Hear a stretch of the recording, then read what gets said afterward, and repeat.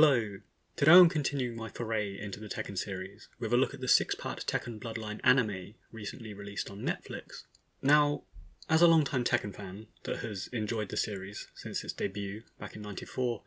I've both longed for the story to be adapted to the big screen for a number of years, and I've always seen the potential there, and yet I've also mostly been disappointed every time elements of Tekken have been carried over to the big screen. And just to recap on this very briefly before jumping into Tekken Bloodline, some notable examples of Tekken adaptations have been the live-action Tekken film from back in 2009, the Tekken Blood Vengeance CGI movie from 2011, and Tekken the Motion Picture from 1997. And of these three, personally I feel the 1997 OVA motion picture was the most faithful to the games, and actually while it was met with mixed reviews and slated by some fans at the time, I feel it has held up okay because it took the Tekken story seriously, and unlike most of the other Tekken media, it did attempt to tell the origin story and the dichotomy between Kazuya and Jin Kazama, this fundamental good versus evil story that is the essence of Tekken in many ways, and this Mishima Bloodline feud. And a benefit of the motion picture, and also Tekken Bloodline, as we'll explore, is that, personally speaking, I do feel that animation is the way forwards with adapting Tekken and fighting games in general, because just looking to the 2009 Tekken movie, which promised the gritty realism of Enter the Dragon in its media release and its press releases, it ultimately just came off looking goofy, because you're trying to convert something that has the essence of the supernatural and a suspension of disbelief, with everything from the movesets to the aesthetics of Yoshimitsu's outfit and Heihachi's hairstyle, even the arenas itself, trying to convert this into the real world is quite implausible. And then you have the combat and the juggling techniques on top of that. It does demand a suspension of disbelief and a touch of the improbable, which animation caters to very well, but doesn't convert particularly well to live-action cinema. Secondly, beyond this, I think issues that have plagued fighting game adaptations in the past are the fact that they are usually contained to 90-minute or 2-hour feature films. And as I've noted in the past when talking about Jean-Claude Van Damme's 1994 Street Fighter film, you can't have a comprehensible story while trying to cram in everybody's favourite character, or even relevant secondary characters, into this time frame. And someone did the maths one time and figured out that each Street Fighter character in the 1994 film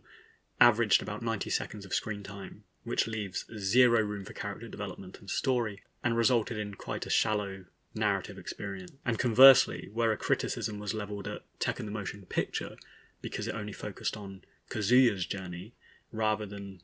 introducing other popular characters such as Paul or Yoshimitsu or whoever, they needed to do this to tell a cohesive, solid story between Heihachi, Kazuya, and Jin Kazama, which ultimately I think it did succeed in, despite its mixed reviews and its sort of checkered legacy with fans. So that's the landscape of Tekken adaptations to date, and I went into Tekken Bloodline without too much expectation, based on the history of the adaptations. But actually, I think it addressed the aforementioned issues and succeeded in a number of ways. And it's also worth noting that for anyone not overtly familiar with Tekken, or casual fans, it does serve as a great introduction to the context and the history of the story and the core dilemma between the Mishima family, without rehashing legacy content and boring fans that may already be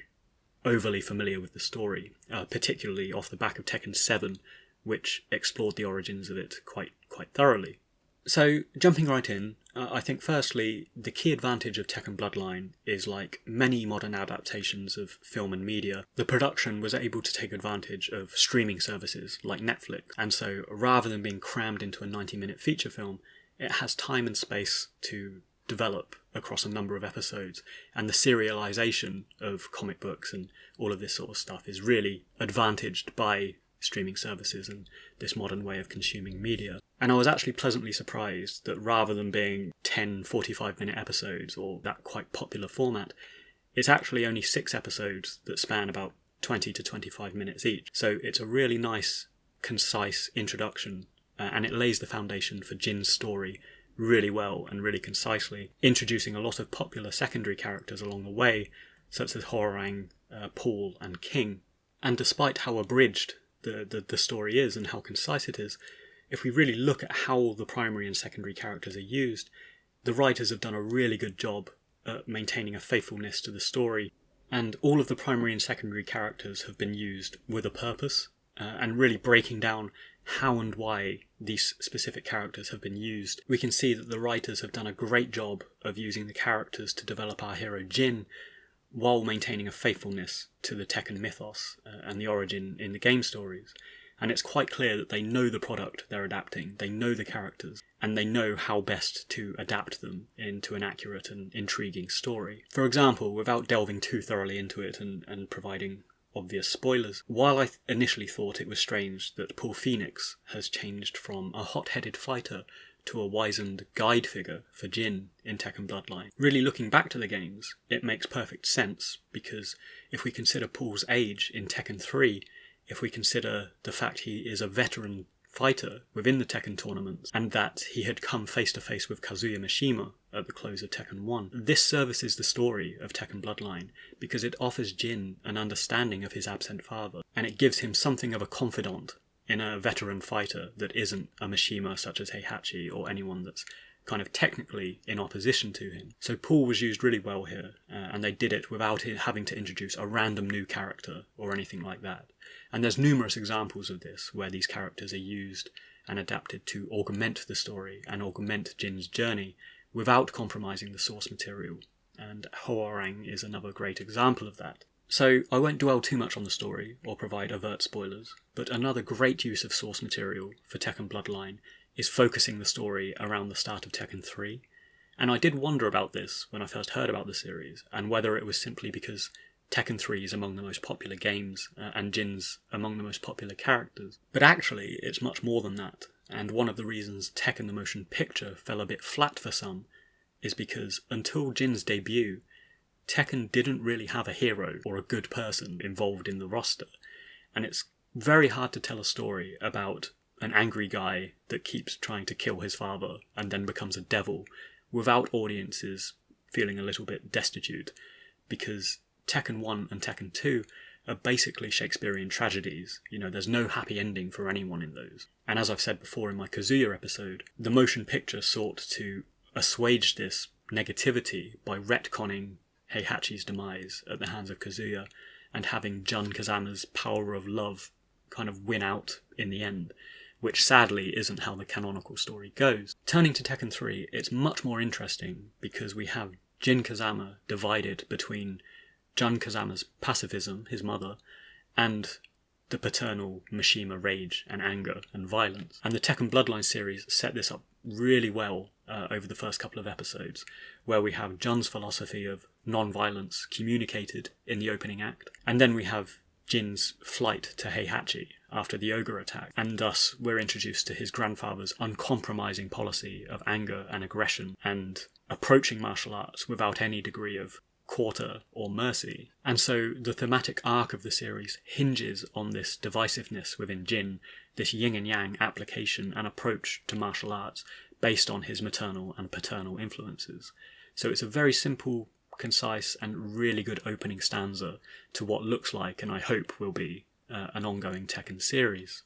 So, moving on, I just want to touch on the aesthetics and the flourishes within Tekken Bloodline, and while I think they've done really well to briefly contextualise the history of Kazuya and Heihachi and make this series accessible to non-Tekken players, there's a lot that will really appeal to legacy fans and people that are quite close to the franchise as well, and chief among these is the combat choreography, because as I've mentioned previously, what is impossible in live action is actually really quite a boon for animation. And what they've done is faithfully reiterate a lot of the character movesets into this animation. And Heihachi and Jin's combat in particular was just really cool in how it incorporated the sound effects, the lightning sparks, and the aesthetics of all of this stuff that is really familiar to us in the game world. And this carries through to all of the characters, again, such as Hoarang, such as Ogre, Jin Kazama, and so on. You know, the sound effects, the action, they were just really good because they were faithful to what we witnessed back in the 90s. And as I mentioned, I think the production team just really knew the brief when they came into this project. And it impressed me as someone who has loved the games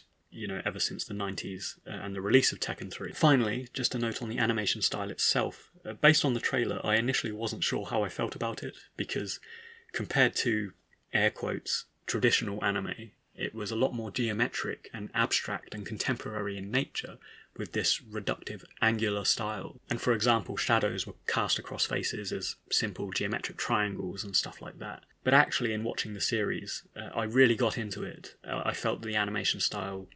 accented and complemented the characters and story in quite a unique way. And chiefly, it permitted the focus to be on the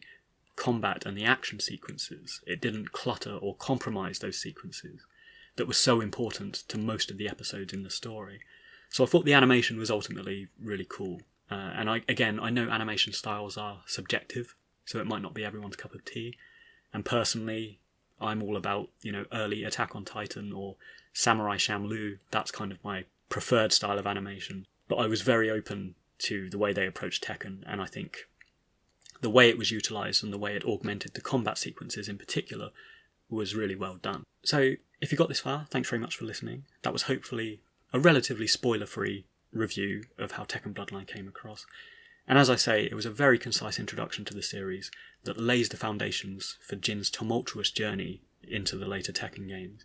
They've introduced a fair amount of popular characters while omitting others, but I feel that they are taking advantage of the multi-season pacing